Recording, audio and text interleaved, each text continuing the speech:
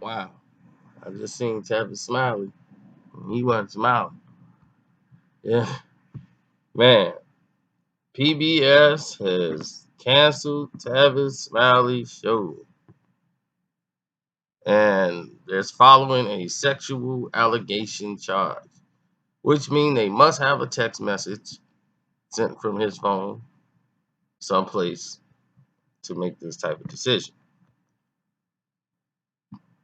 Tavis Smiley has always been known for having a very intellectual type of conversation with his guests that he bring on his show. And the late night talk show that comes on the PBC network has definitely intrigued and piqued interest amongst the people. TS Media is the one that produces the show, and that is an independent production company. But PBS is engaged with an outside law firm to conduct an investigation immediately after learning of the troubling allegations regarding Mr. Smiley. Uh, and the law firm had made claims about the host, the namesake of the show, and found that the allegations is to be credible. According to the statement, the investigation included interviews with witnesses as well as Mr. Smiley himself. An unnamed source told the Variety magazine or whatever that there were a total of 10 witnesses of different genders and races who worked and had worked with Mr. Smiley's organization. The source claims that the witnesses described Smiley as creating a verbally abusive and threatening environment, with some alleging that he felt that their success with the company was linked to whatever they had sexual relationships with him. So what he's saying is basically, you want to get far in this company working with Team Smiley, you got to help Team Smiley continue to smile. Smiley did not, they said he's not a direct employee of PBS. PBS wanted to make sure that was clear. But his talk show, which he produces through the company TS Media, which is distributed through PBS through various members organizations across the country, and it has received 4 NAACP awards. The announcement came weeks after PBS terminated its relationship with Charlie Ross under the similar circumstances. So Tavis Smiley has responded to the suspension with a Facebook post and a video on there.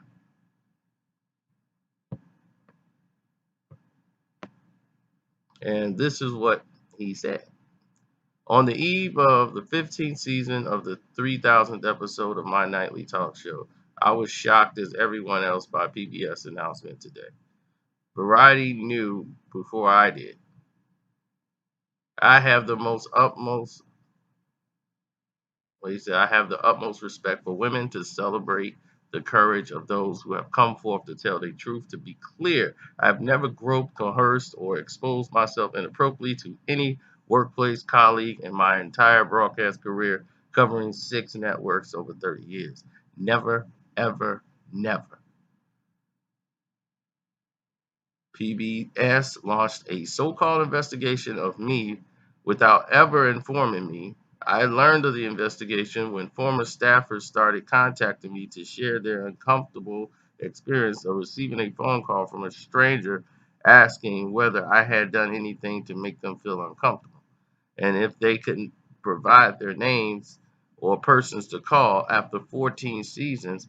That's how I learned of this inquiry, from the streets. Only after being threatened with a lawsuit did PBC investigators reluctantly agree to interview me for 3 hours. If having a consensual relationship with a colleague years ago is the stuff that leads to this kind of public humiliation and personal destruction, heaven help us. The PBS investigators refused to review any of my personal documents, refused to provide me the names of the accuser, refused to speak to my current staff, and refused to provide me with any semblance of due process to defend myself against the allegations from unknown sources. Their mind was made up. almost immediately following the meeting. This story broke in Variety as an exclusive. Indeed, I learned more about these allegations reading the Variety story than PBS investigators shared with me, the accused, in our 3-hour face meeting.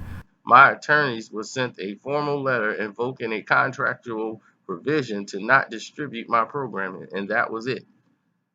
Put simply, PBS overreacted and conducted a biased and sloppy investigation, which led to rush in judgment, trampling on my reputation, and that I have spent my entire life trying to establish.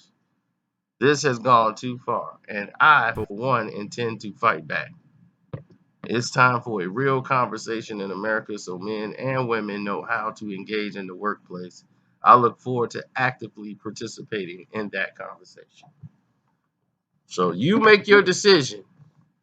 Is Tavis Smiley telling the truth, or did they railroad him, or is he hiding something? It's all up to you. But now you know his side and you know their side. If you want to know my side, I think he 100% telling the truth. I think he's 100%. See, when they got to get rid of somebody they know is dirty, oh, the brother got to follow next. You know, somebody else got to go. It ain't just them. So we'll say that for another day. I'm out.